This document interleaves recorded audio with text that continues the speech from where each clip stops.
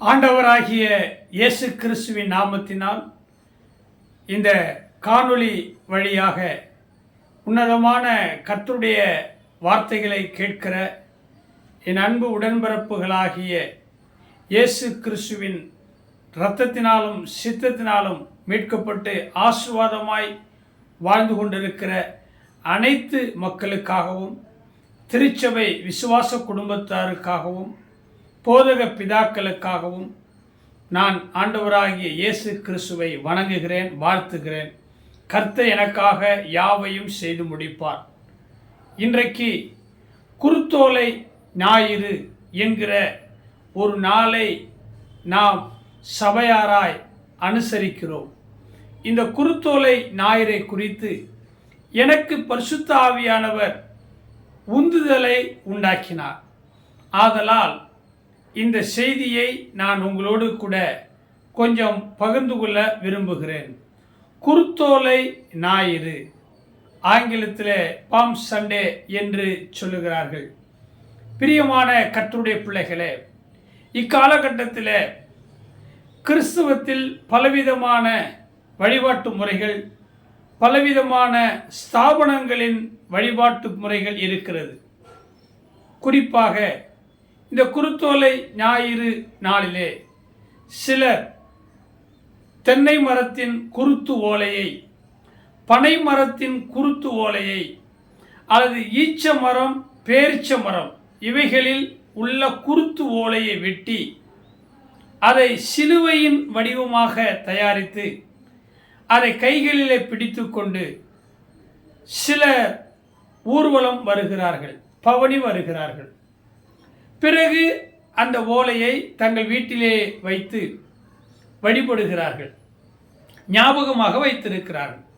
ஒரு குறிப்பிட்ட நாள் தவக்காலம் வரும்பொழுது அல்லது தவக்காலம் முடிந்த பிற்பாடு அந்த குருத்தோலை காய்ந்து கருகி போயிருக்கிற நேரத்தில் அதை தீயிட்டு கொளுத்தி அதில் வருகிற அந்த சாம்பல், வெண்மையும் கருப்புமாக தெரிகிற அந்த சாம்பலை எடுத்து நெற்றியில் வைத்துகிறார்கள். பலவிதமான காரியங்களுக்காக பயன்படுத்துகிறார்கள்.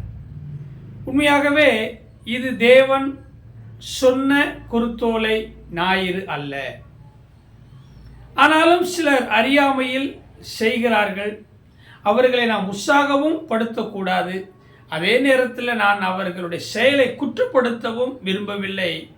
அறியாமை உள்ள காலங்களை தேவன் கவனியாதவர் போல் இருந்தார். இப்பொழுது எல்லோரும் மனம் திரும்ப வேண்டும் என்று சொல்லுகிறார். ஆக ஏதோ ஒரு மரத்தில் நல்ல அழகாக பசுமையும் வெண்மையும் நிறைந்த நிறத்தில் இருக்கிற ஒரு குருத்தோலையை பிடித்து கொண்டு ஊர் ஊராய் தெரு தெருவாய் ஓசான்னா ஓசான்னா, தாவீதின் மைந்தனுக்கு ஓசன்னா என்று சொல்லி பாடல் பாடி வருவது அல்ல குருத்தோலை. சரி பிரதர், என்ன அர்த்தம்? குருத்தோலை என்றால் என்ன அர்த்தம்? எத்தனையோ பரிசுத்தவான்கள் இந்த குருத்தோலை குறித்து பிரசங்கித்திருக்கிறார்கள். நான் எனக்கு வெளிப்படுத்தினதை உங்களுக்கு சொல்லி இந்த குருத்தோலை ஞாயிறை இப்படி நீங்கள் கடைபிடித்தால் என்ன என்ற ஒரு கேள்வியோடு உங்களிடத்தில் வருகிறேன். இந்த குருத்தோலை ஞாயிறை குறித்து யோவான் சுவிசேஷத்தில் 12ஆம் அதிகாரத்திலே 12வது வசனம் என்ன தெரியுமா சொல்லுகிறது? மறுநாளில் இயேசு எருசலேமுக்கு வருகிறார் என்று பண்டிகைக்கு வந்த திரளான ஜனங்கள் கேள்விப்பட்டு, கவனிக்கணும், ஒரு பண்டிகை எருசலேம் மாநகரத்திலே நடக்கிறது. அந்த பண்டிகையில் இயேசு வருகிறார் என்று கேள்விப்படுகிறார்கள். அந்த பண்டிகை குதூகலமான பண்டிகை அல்ல, கொண்டாட்டத்தை, ஆர்ப்பரிப்பை, மகிழ்ச்சியை தெரியப்படுத்துகிற பண்டிகை அல்ல. அந்த பண்டிகையில தான் இயேசுவை பிடிக்க வேண்டும், அடிக்க வேண்டும், சித்திரவதை செய்ய வேண்டும், இயேசுவை, உத்தமமான தெய்வமை, நீதிமன்றராகி இயேசுவை கொலை செய்ய வேண்டும் என்று பிரதான ஆசாரியர்கள், பிரியமானவர்களே, லாசருவையும் கொலை செய்ய ஆலோசனை பண்ணினார்கள்.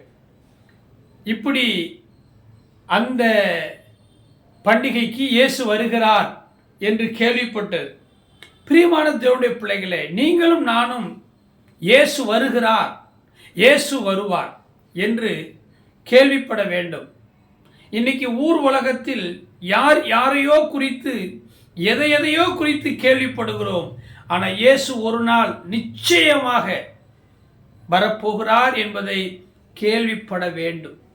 ஒரு வருத்தமான செய்தியை நான் உங்களுக்கு இங்கு சொல்ல விரும்புகிறேன்.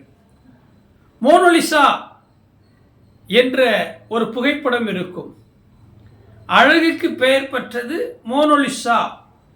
அதே போல அஜந்தா ஓவியங்கள் புகழ்பெற்றது. அந்த மோனோலிசா என்கிற ஒரு புகைப்படத்தை சிலரிடத்தில் காண்பித்து இது யார் என்று கேட்கும்போது அவர்கள் வெகுளியாக அப்பாவித்தனமாய் சொல்லுகிறார்களாம், இவர் இயேசு. பிரியமானவர்களே, ஜீசஸ் கிரைஸ்ட் என்கிற ஒரு படம் அல்லது சிலுவை பாடுகளை குறித்த ஒரு படம் அல்லது 10 கட்டளைகள் 10 commandments என்கிற படம் அல்லது பரிசுத்த வேதத்தில் வாழ்ந்த பரிசுத்தவான்களை அடிப்படையாக வைத்து எடுக்கப்பட்ட படம். இந்த படங்களிலே இயேசுவை போன்ற வேடமணிந்து கதாநாயகர்கள், சினிமா நடிகர்கள் நடிக்கிறார்கள். நாம் என்ன செய்கிறோம்? அவர்தான் இயேசு, இப்படித்தான் இயேசு இருப்பார் என்று சொல்லி அந்த சினிமா படத்தில், கிறிஸ்துவ சினிமா படத்தில் இயேசுவாய் நடிக்கிறவர்களை நாம் இயேசுவாக நம்புகிறோம். அவர் இயேசு அல்ல. அதே போலதான் இன்றைக்கு இந்த மோனோலிசாங்கிற படத்தை பார்த்து இவர் இயேசு என்று சில அப்பாவி மக்கள் நம்பினார்கள். காரணம் என்ன? அவர்களுக்கு இயேசு யார் என்று தெரியவில்லை. அவர்களுக்கு இயேசு யார் என்று அறிவிக்கவில்லை. யார் அறிவிப்பது? ஏசாயா சொல்லுகிறார், யார் நமது காரியமாய் போவாய்? யாரை நான் அனுப்புவேன்? பிரியமானவர்களே, இயேசு யார் என்று இந்த உலகத்துக்கு பலர் அறிவித்திருக்கலாம். பல பரிசுத்தவான்கள், பல மிஷினரிகள் அறிவித்திருக்கிறார்கள். பல மூத்த அப்போஸ்தலர்கள், பேராயர்கள், ஏன் நீங்களும் நானும் அறிவித்து கொண்டுதான் இருக்கிறோம். ஆனால் அறிவித்து கொண்டே இருக்க வேண்டும். இன்றைக்கு உண்மையான கடவுள் யார், இயேசு யார் என்பதை சரியான விதத்தில், சரியான நேரத்தில், சரியான முறையில், சரியான மக்களுக்கு அறிவிக்காவிட்டால் இப்படித்தான் அநேகர் வேறு வேறு வேடம் அணிந்தவர்களை இயேசு என்று நம்பி வீணாய் போவார்கள். இப்போ யோவானில் பார்த்தீங்கன்னு சொன்னால் அங்கே சொல்லப்படுறது, கூலியால் ஓனாய் வருகிறதை கண்டு ஆடுகளை விட்டுட்டு ஓடிடுவானாம். ஏன் அப்படி ஓடுறான்? காரணம், அந்த கூலிக்கு மாரடிக்கிறவன், அந்த சம்பளத்துக்காக வேலை பார்க்கிறவன் இருக்கான் பார்த்தீங்களா, அவன் ஆடுகள் மீது கவலை வைக்க மாட்டான், ஆடுகளுக்காக தன் ஜீவனை கொடுக்க மாட்டான். அதனால அவன் என்ன செய்வான்? அந்த ஓனாய் ஆடுகளை கடித்து அடித்து ரத்தம் குடித்து சதையை பீத்து சாப்பிடுகிற நேரத்தில், ஆகா இந்த ஓனாய் நம்மையும் கடித்து கொதறிவிடும், நம் உயிரை பறித்து விடும் என்று சொல்லி, நமக்கு எதுக்கு அப்படின்னு துண்டை காணும் துணியை காணும்னு சொல்லி அந்த ஆடுகளை விட்டுட்டு ஓடி போயிடுவான். இன்னைக்கு நிறைய சபைகள், நிறைய கள்ள போதகர்கள், கள்ள தீர்க்கதரிசிகள், கள்ள ஊழியக்காரர்கள் அப்படி இருக்கிறாங்க. அவர்களை அடையாளம் தெரியாமல் இன்னைக்கு நிறைய விசுவாசிகள் தங்களுடைய பணத்தை, தங்களுடைய நேரத்தை, தங்களுடைய உடல் உழைப்பை, தங்களுடைய ஜெப ஜீவியத்தை அங்கேதான் போய் விரயமாக்குகிறார்கள்.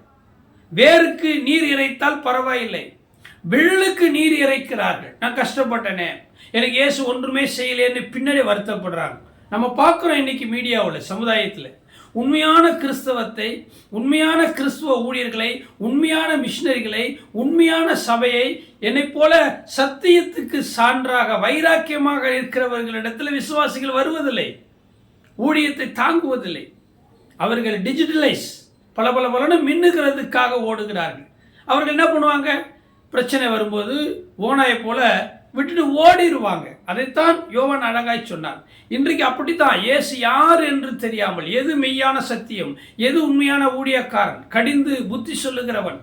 பிரியமான கர்த்தருடைய பிள்ளைகளே, இங்கே இயேசு வருகிறார் என்று ஜனங்கள் அறிந்து பாருங்க, 13வது வசனம் சொல்லுது, குருத்தோலைகளை பிடித்து கொண்டு அவருக்கு எதிர்கொண்டு போகும்படி புறப்பட்டு, ஓசன்னா, கர்த்தருடைய நாமத்தினாலே வருகிற இஸ்ரவேலின் ராஜா ஸ்தோத்தரிக்கப்பட்டவர் என்று ஆர்ப்பரித்தார்கள். பிரியமான கர்த்தருடைய ஜனமே, இந்த காணொளியை பார்த்து கொண்டிருக்கிற என் அன்பு சகோதரனே, வாலிப தம்பி, தங்கச்சி, அக்கா, அம்மா, சிறியோர்களே, பெரியோர்களே, குருத்தோலை ஞாயிறு என்றால் இயேசுவுக்கு எதிர்கொண்டு போகிற அனுபவம் என்றுதான் பொருள். பின்னோக்கி போவது அல்ல கிறிஸ்தவம். பின்னோக்கே நான். பிரியமானவர்களே, உலகம் நமக்கு பின்னால் இருக்க வேண்டும். இயேசுவுக்கு முன்னால் நாம் செல்லுகிறவர்களாக இருக்க வேண்டும். இன்றைக்கு அந்த அனுபவம் உங்களுக்கு வர வேண்டும். ஏதோ ஒரு குருத்து ஓலையை பிடித்து கொண்டு ஊர்வலம் வருகிறது அல்ல குருத்தோலை ஞாயிறு. எல்லா விஷயத்திலும், இந்த உலகத்தில் இருக்கிற எல்லா காரியத்திலையும் நாம் இயேசுவை எதிர்கொண்டு போகிறவர்களாக இருக்க வேண்டும். பவுல் சொல்லுகிறார் அல்லவா, லாபமான அனைத்தையும் நஷ்டம் என்றும் குப்பை என்றும் எண்ணுகிறேன், அவருக்காக விட்டேன். எந்த இலக்கை அடைய வேண்டும் என்று நான் பிடிக்கப்பட்டேனோ அந்த இலக்கை அடைவதற்கு ஆசையாய் அவரை பின்தொடர்கிறேன். இயேசுவை ஆசையாய் பின்தொடர வேண்டும். சபைக்கு ஆசையாய், ஆர்வமாய், தாகமாய் போக வேண்டும். இன்னைக்கு அந்த அனுபவம் இருக்குதா? நீங்க தான் ஆசீர்வதிக்கப்பட்டவர்கள். மெய்யான குருத்தோலை ஞாயிறை நீங்க தான் அனுசரிக்கிறீர்கள். ஏதோ ஒரு வேப்ப மரம், பசுமையான மரம், புளிய மரம், அந்த மரம், இந்த மரம், அந்த இலை, இந்த இலை எடுத்துக்கொண்டு ஹாய் டாட்டா பை பைன்னு சொல்லி நம்ம போகிறதும் ஃபோட்டோ எடுக்கிறதும் ஃபேஸ்புக்கில் பதிவேற்றுகிறதும் அல்லங்க. உண்மையாக பாடுகள், துக்கங்கள், துயரங்கள், துன்பங்கள், இழப்புகள், பசி, பட்டினி, நாசம் எது வந்தாலும் அவைகள் எல்லாம் மறந்துவிட்டு பின்னானவைகளை மறந்து முன்னானவைகளை நாடி என்று வேதம் நமக்கு சொல்லுகிறது அல்லவா. அதுபோல இயேசுவுக்கு எதிர்கொண்டு போகிற அனுபவம் பாருங்க. லாசருவை கொலை செய்ய ஆலோசனை பண்ணினார்கள். மறுநாளிலே இயேசு எருசலேமுக்கு வருகிறார் என்று பண்டிகைக்கு வந்த திரளான ஜனங்கள் அப்ப இயேசுவோடு இருந்த லாசருவை கொலை செய்ய தேடினார்கள் என்கிற செய்தி கேள்விப்பட்டு ஜனங்கள் எல்லாம் ஓடி இருக்கணும். ஐயோ, லாசருவையே கொலை செய்ய தேடுறாங்களாப்பா, நம்ம இயேசுவை பார்க்க கூடாதுப்பா, இயேசுகிட்ட போகக்கூடாதுப்பா, ஊழியத்துக்கு போகக்கூடாது, சபைக்கு போகக்கூடாதுப்பான்னு ஓடி இருக்கணும். ஆனா அந்த எருசலேமில் வாழ்கிற அன்புள்ள ஜனங்கள் அதை குறித்து ஒரு பொருட்டாக எண்ணாதபடிக்கு, அதை குறித்து கவலைப்படாதபடிக்கு, பாடுகளை ஒரு பொருட்டாக எண்ணாதபடிக்கு, வர்றது வரட்டும், ரத்தம் சிந்தி மரித்தாலும் மரிப்பேன், சரீரம் எல்லாம் நாற்றம் எடுத்து அழுகி போனாலும் பின்னோக்கே நான் இயேசுவை காண முன்னோக்கி செல்வேன் என்று அவர்கள் குருத்தோலை பிடித்து கொண்டு ஓசன்னா, ஓசன்னா, கர்த்தருடைய நாமத்தினாலே வருகிற ராஜா சோத்தரிக்கப்பட்டவர் என்று எதிர்கொண்டு போனார்கள். ஒலிம்பிக் என்கிற ஒரு விளையாட்டு போட்டியிலே எப்படி அந்த தீப சுடரை எடுத்துக்கொண்டு ஒரு வெற்றி வீரன் ஓடுவானோ அதே போல இந்த குருத்தோலை ஞாயிறிலே இயேசுவை எதிர்கொண்டு போகிற அனுபவத்தை கற்றுக்கொள்ளுங்கள். அதுதான் உண்மையான குருத்தோலை ஞாயிறு. இன்னொன்றையும் நான் உங்களுக்கு சொல்லுகிறேன்.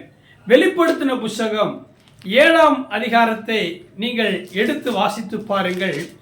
வெளிப்படுத்தப்பட்ட புஸ்தகம் 7வது அதிகாரத்தில் அங்கே 9வது வசனத்தில் இப்படி சொல்லப்பட்டிருக்கிறது, இவைகளுக்கு பின்பு நான் பார்த்தபோது இதோ சகல ஜாதிகளிலும் கோத்திரங்களிலும் ஜனங்களிலும் பாஷைக்காரர்களிலும் இருந்து வந்ததும் ஒருவனும் எண்ணக்கூடாததுமான திரளான கூட்டமாகிய ஜனங்கள் வெள்ளை அங்கிகளை, இதே போல வெள்ளை அங்கிகளை தரித்து தங்கள் கைகளில் குருத்தோலைகளை பிடித்து கொண்டு சிங்காசனத்திற்கு முன்பாக ஆட்டுக்குட்டியானவருக்கு முன்பாக நிற்க கண்டேன்.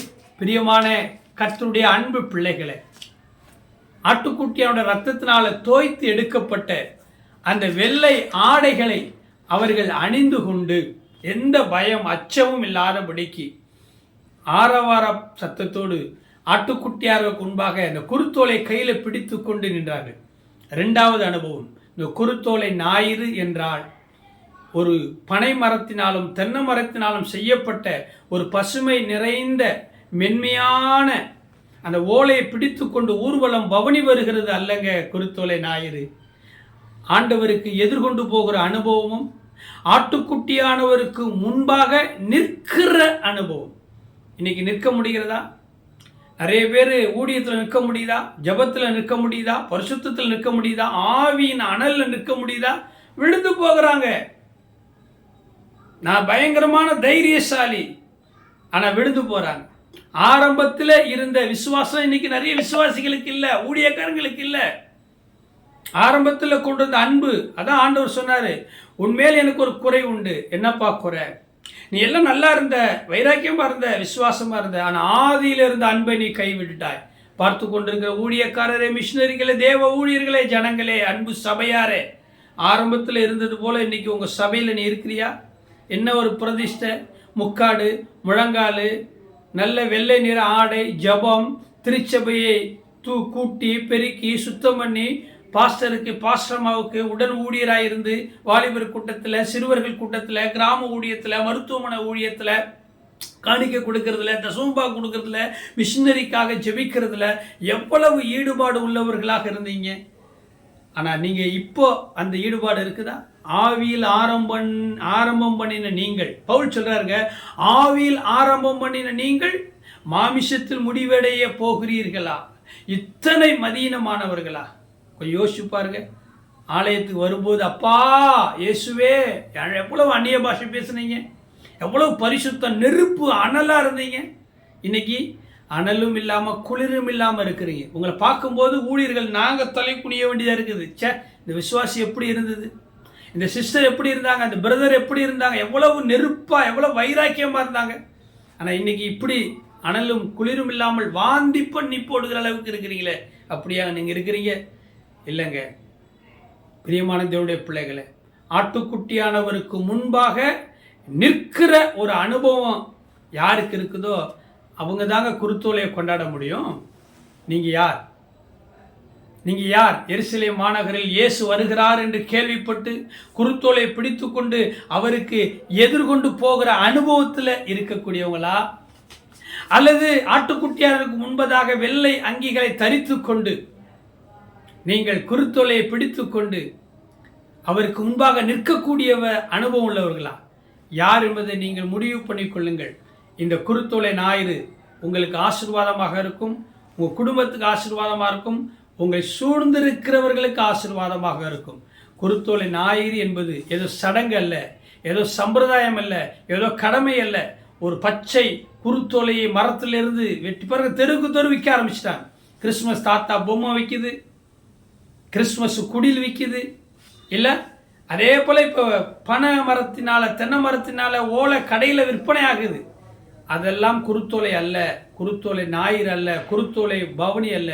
உண்மையான குருத்தோலை ஞாயிறு, உண்மையான குருத்தோலை வழிபாடு என்பது 2 காரியங்கள். ஒன்று, எருசலேம் மாநகருக்கு இயேசு ராஜா தன்னை ஜீவ பலியாக ஒப்பு கொடுக்க வருகிற நேரத்தில் அவருக்கு முன்பதாக எதிர்கொண்டு போகிறவர்கள் என்ன வந்தாலும் நன்றி, எது வந்தாலும் நன்றி என்று பயப்படாமல் நெஞ்சை நிமிர்த்தி கொண்டு இயேசுவே தாவீதின் குமாரனே என்று சொல்லி அந்த ஸ்தோத்திர பாட்டை பாடிக்கொண்டு போனார்களே, அவர்களோடு நீங்களும் ஒருவராக இருங்கள்.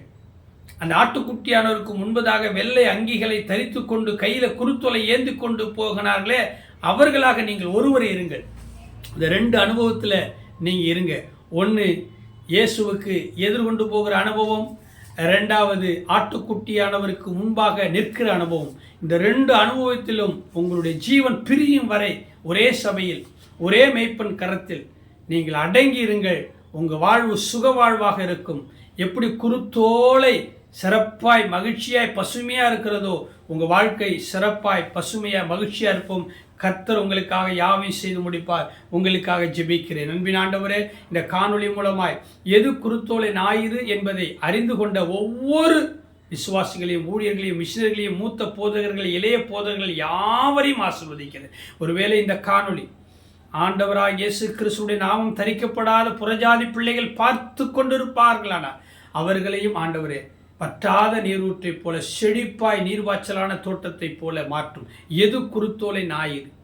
ஒரு மரத்தில் இருக்கக்கூடிய பசுமையான ஓலைகளை வெட்டி சிலுவை வடிவில் செய்து அதை சுமந்து கொண்டு போவதும் அதை வீட்டின் முகப்பிலே வைப்பதும் அதை கரியாக்கி நெற்றியில் பூசிக்கொள்வதுமே அல்லாமல் உண்மையான குருத்தோலை இயேசுவுக்கு எதிர்கொண்டு போகிற அனுபவத்தையும் இயேசுவுக்கு முன் நிற்கிற அனுபவத்தையும் பெறுவதுதான் உண்மையான குருத்தோலை என்பதை அறிந்து கொள்ளட்டும். இவர்களுக்காக செபிக்கிற ஆசீர்வாதம் இயேசுவின் மூலம் பிதாவே, ஆமென். காட் பிளஸ் யூங்க. குருத்தோலை ஞாயிறு வார்த்தைகள். மீண்டும் இன்னொரு காணொளியில் உங்களோடு சில வார்த்தைகளை சந்திக்கிறேன். அது வரைக்கும் உங்களது பிரிகிற பரலோக தொழிலாளி போதகர் VPGR என்கிற Palraj Guna. God bless you.